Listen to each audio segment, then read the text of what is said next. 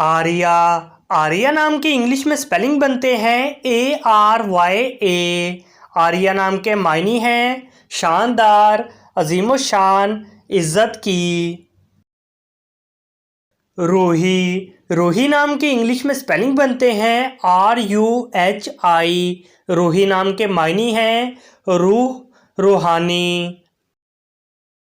आफरीन। आफरीन नाम के इंग्लिश में स्पेलिंग बनते हैं AFREEN।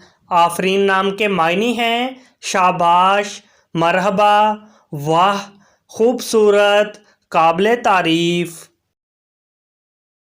एमन। एमन नाम के इंग्लिश में स्पेलिंग बनते हैं AIMAN। एमन नाम के मायने हैं मुबारकबाद देने वाली, बेखौफ, महफूज, मुबारक।